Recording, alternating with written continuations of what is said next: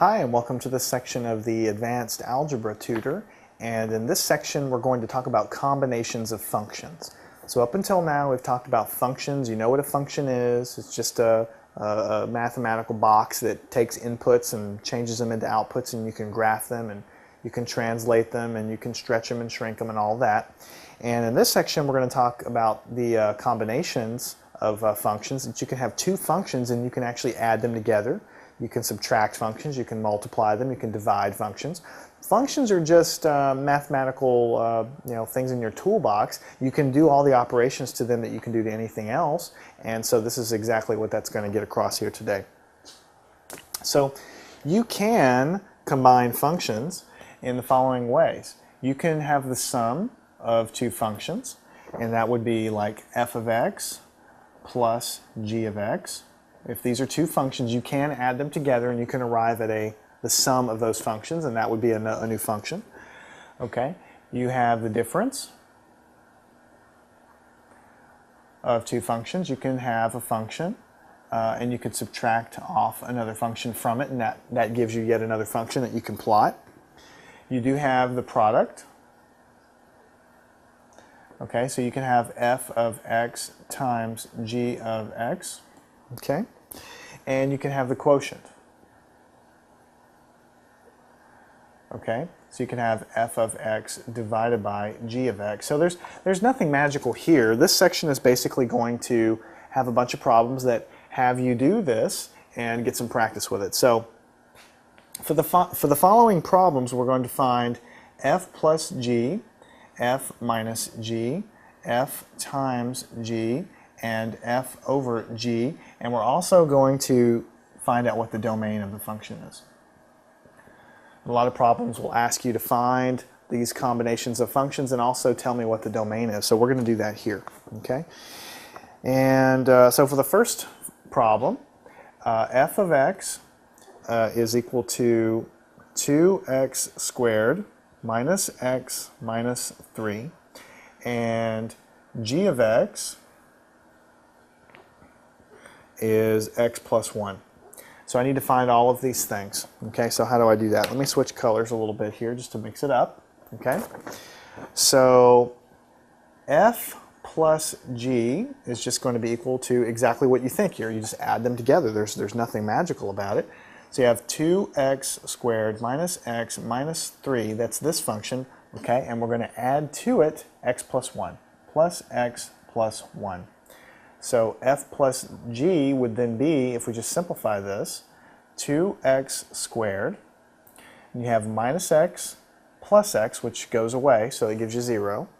Okay, and then you have minus 3 plus 1, which is minus 2. So it's 2x squared minus 2. That is what the function, the composite function f plus g looks like. Now, what's the domain of this function here? This domain of this function that we just found is from negative infinity to positive infinity, because I can put any value of x in here and it's totally legal to do that. And that's what the domain is. What values of x can you put in there? Okay. Now let's try to find f minus g. Okay, f minus g, what would that be equal to? So just take f and we subtract g from it.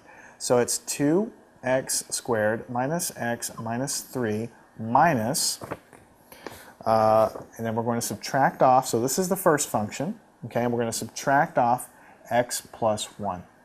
Okay, so that's just going to be equal to 2x squared minus x minus 3, and then we just distribute this negative 1 in, minus x minus 1. Okay, and then we just collect our like terms, and we just simplify a little bit. 2x squared, and then for the x's, negative x minus x is negative 2x. And negative 3 minus 1 is negative 4. So we have 2x squared minus 2x minus 4, and that is what the function f minus g looks like. And the domain of this thing, what could it be? I have no restrictions. I can put any value here. It's not going to make the function go off to infinity. It's not going to do anything crazy where it's undefined. So the domain is negative infinity to infinity. Okay? Okay, now I'm going to switch colors a little bit just to break up the board a little bit. If I were going to multiply them, f times g is going to be equal to literally this times this. So 2x squared minus x minus 3 times the other function, which is x plus 1. Okay? And then what you really need to do there is multiply it out in order to get the answer. So what I'm going to do is I'm going to multiply. I'm going to take x and multiply it by every one of these, and then I'm going to take 1 and multiply by every one of these. So I'm distributing in this x plus 1. That's exactly what I'm doing here. Okay? So x times 2x squared is 2x cubed minus x times x minus x squared minus 3 times x is 3x. Okay, great. Now I've got to do the 1. 1 times 2x squared is positive 2x squared minus 1 times x is negative x minus 3 times 1 is negative 3. So this is equal to, collecting all my cubic terms, it's just 2x cubed. Okay, and then for my square terms I go negative x squared and 2x squared, so that's plus x squared. Okay, and then for my x terms I have negative 3x minus x, which is negative 4x. And then for my number terms I don't have anything else but negative 3. So the answer I get is negative 2x cubed plus x squared minus 4x minus 3. That is the function f times g. Okay, that's the function f times g. Alrighty, so what is the domain of this thing? And the domain is no surprise, it's the same thing. I can put anything in here I want, so I have negative infinity to infinity. Okay, negative infinity to infinity. Okay, now the final one I'm going to do is f divided by g. What happens then? All I have to do is I take f and divide it by g, so that's 2x squared minus x minus 3 divided by x plus 1. Okay? Divided by x plus 1. So I've just taken them and I've divided them by one another. And is there anything I can do to simplify this, or this at all, on the top? So what I have here is I can put a 2x here and an x here, because 2x times x gives me 2x squared. Okay? And then to give me 3, I can say 3 times 1 does indeed give me 3, and then I just need to find out where my negative and positive signs go. And if I put a negative here and a positive here, I think that's going to get me set up, because I'll have negative 3 times x is negative 3x, 2 times 1 is 2x, so then when I add those together I'll get my negative x. So that is how you factor that. 2x minus 3 and then x plus 1. And then on the bottom you already have an x plus 1, so you see what happens. I made my function a little bit simpler.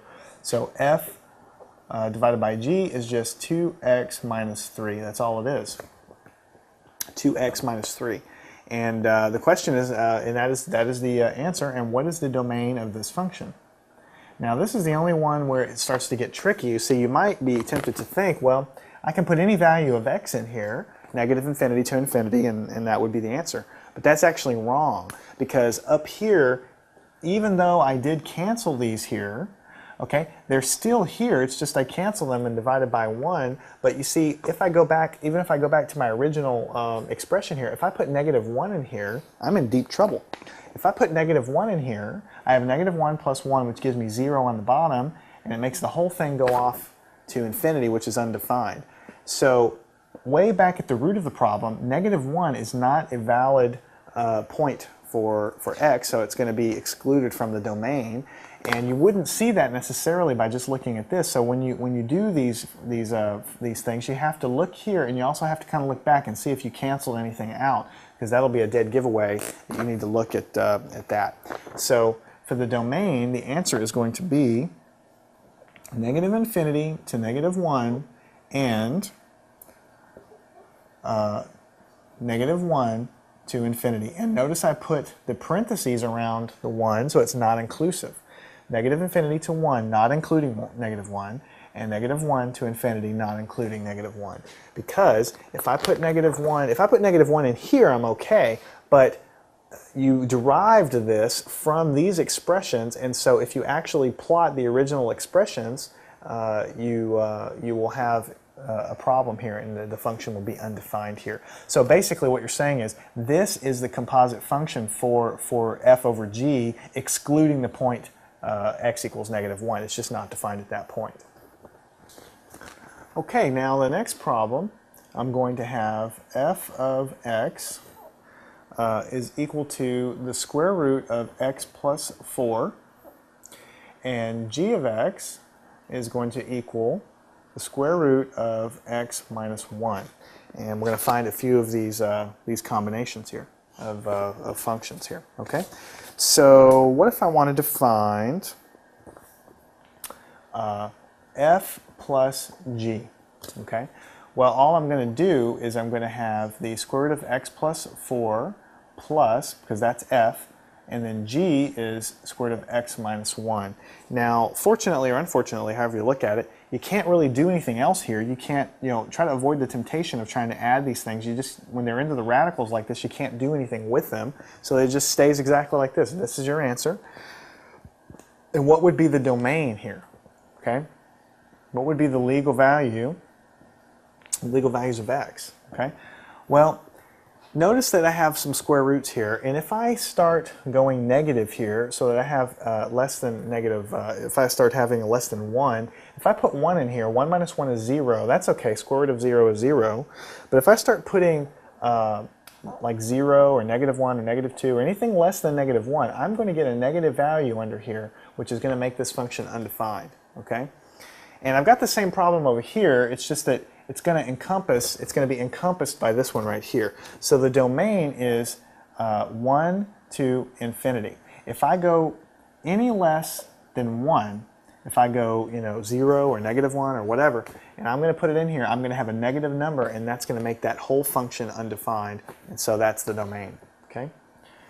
Now let's say I wanted to divide them. I'm sorry, let's say multiply them. F times g. That's going to be square root of x plus 4 times the square root of x minus 1. Okay? And when you're multiplying two radicals together, you just make the radical bigger and you actually multiply the insides. X plus 4 times x minus 1. That's legal to do. You can multiply like this. You just can't really do much with addition. Okay? So I'm going to multiply under the radicals here. X times x gives me x squared plus 4 times x gives me 4x plus x times -1 is -x, and then plus 4 times -1 is -4. Okay, so I can do a little bit of simplification here, okay, and that's going to give me square root of x squared plus 3x minus 4, because 4x minus x gives me my 3x. So x squared plus 3x minus 4. So this is the composite function, and the domain of it, you'd be tempted again to say as well, I could put whatever I want in here, but really when you look back up here, it's it's the original problem. You really can't escape the fact that if you put a number less than 1 in here, you're going to get an imaginary number here, and you're going to have the same problem down here when you do it right here. Okay. So what you're going to find is that the domain in this case is going to be exactly the same thing. It's going to be 1, infinity, because if you try to put anything in here less than 1, you're going to get a negative value for that radical, and you're going to have a problem with the whole thing. Okay? And in fact, you could look at the same thing down here. 1 squared, plugging it in here, plus 3 times 1 minus 4. 1 plus 3 minus 4. So that's going to be 4 minus 4 is 0. So you see, if you put a 1 in there, you get a 0, and square root of 0 is okay, but if you start putting anything less than that, this entire thing is going to go negative.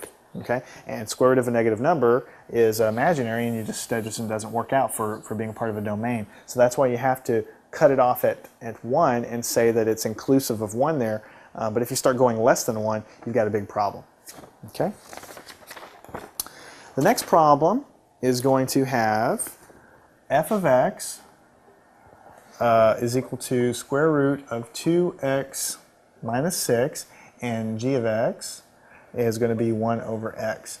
And we want to just do a few of these things. So let's check out f times g. F times g. Okay?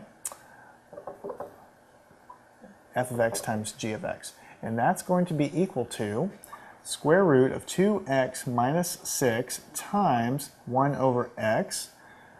So that's just simply going to be equal to square root of 2x minus 6 over x. Okay? And this is the answer. Okay? That's the answer. You can't really simplify that anymore, and you have to look at the domain. So what is the domain of this? What would the domain of this be? Okay? Well, I can look at this and I can see, looking back at the beginning of the problem, if I put a 3 in here, 2 times 3 is 6, minus 6 is 0.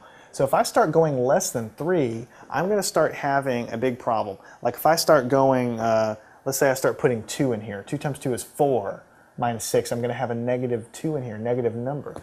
So my lower bound is 3 and my upper bound is infinity. Okay? My upper bound is infinity. And you can see the same problem here. If I put a 3 in here, 2 times 3 is 6, minus 6 is 0. Okay? I can take the square root of 0, but if I put any number less than that in there, it's not going to work out. Okay, it's not going to work out at all.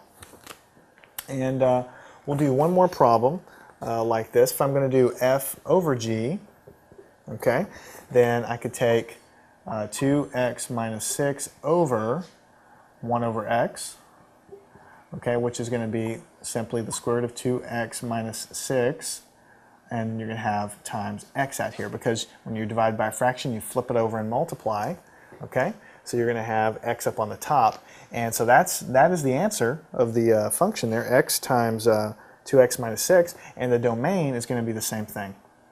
It's going to be 3 comma infinity, because if I put a 3 in here, if I put anything less than a 3 in here for 6, then that radical is going to have a negative thing in there, and that's not good. You can't have a negative number to take the square root, especially when you're talking about a domain.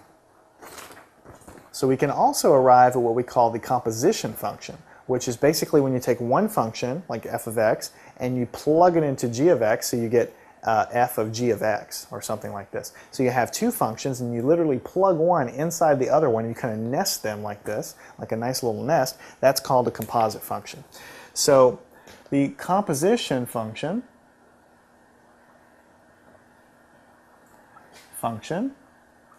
is called f composited with g. This little o means f composite with g, and that just simply means f of g of x. So you're literally nesting g of x, which is that other function, inside of there, and you would say it as f of g of x. That's what this means, f of g of x. Looks complicated. In fact, it's actually pretty easy. So let's say you had f of x is equal to x squared, and let's say you had g of x is equal to x plus 2. Then if we were going to find f composite with g, okay, then we would be plugging in g of x in here. So what we would have is x plus 2 squared. Okay? Make sure you understand that. This is the function f of x. We took g of x, which is this whole thing. We plugged it into f of x, just as if we had plugged any number in here. We plugged the entire function in here. We've got x plus 2 squared. And we just simplify that by saying that this is x squared plus 2 times a times b, which is 2 times x times 2 plus 4. So f composite with g is x squared plus 4x plus 4. Okay? That's what f composite with g is. And I just did a shorthand way of expanding this out. X squared, and then you have 2 times 2 is 4, and then you have 2 times this times this. 2 times x times 2 gives you 4x. Okay? Now if you were going to find g of f, g composited with f, which is the exact opposite, we take f, we plug it into g.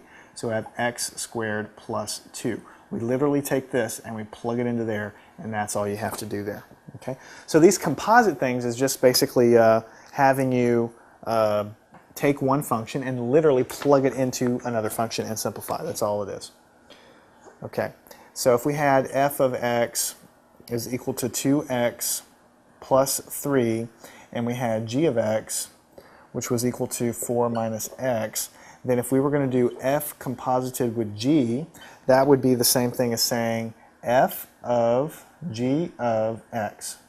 Okay, so all we would have to do is take g of x, which is this, and plug it into here. So I have 2 times 4 minus x plus 3. Take this, plug it into here, and that's exactly what I've done there. And then you just simply simplify. F composited with g is 2 times 4 is 8, minus 2 times x is 2x, plus 3. And so F composited with g would just be negative 2x plus 8 plus 3 gives me 11. Okay, so that's that one. And if I wanted to do the other one, g composited with f, which is simply g of f of x. Okay, in that case, I take this and I take f of x and I plug it into that. Okay, I plug it into that. So I would have 4 minus 2x plus 3. 2x plus 3. Okay? And simplifying that, g of f is just going to be 4 minus negative times 2x is negative 2x, negative times 3 is negative 3. So g composited with f is just going to be negative 2x, and 4 minus 3 gives you 1. So it's negative 2x plus 1. Okay? So these are just different ways to combine functions. We've done, you can add them, subtract them, multiply, and divide them. You can also composite them like we've done here. Okay, there's one more I want to do, and that's f of x is equal to 4x cubed minus 1, and g of x is equal to the cubed root of x plus 1 over 4. Okay? So what if I wanted to find f composited with g, which is f of g of x? How would I do that? Well, what I would do is I'd take g of x and I'd plug it in here inside of f of x. So what I would have is 4 times, and I'm going to take this entire function and put it in here. That's going to be the cubic root of x plus 1 over 4. The entire thing is cubed, and I subtract 1. Okay, now the nice thing about this is that the cube of a cube root cancels. They're opposites of one another. So if you take the cube of something and then you take the cube root, it just disappears. So in the end, all I'm going to have is 4 times x plus 1 over 4, because that's all that's left over in here, minus 1. The 4 is going to cancel with the 4 because 4 divided by 4 is 1. And so all I'm going to have left over here is x plus 1 minus 1. And 1 minus 1 is 0, so I'm going to have x. So f composited with g is just going to be x. So it got much simpler. In this section we have done compositing functions, where we've taken one function and literally plugged it into another one. And we've also done a combination of functions where we've added them and subtracted and multiplying them and divide them, and we have found the domains in all of those cases. So you can add functions together, you can divide them, you can put functions inside of other functions, you can do all kinds of crazy things to functions, and you just follow the same rules of algebra and you obtain a new function in each case, and you can plot that new function and see what it looks like, and all of that is definitely legal to do.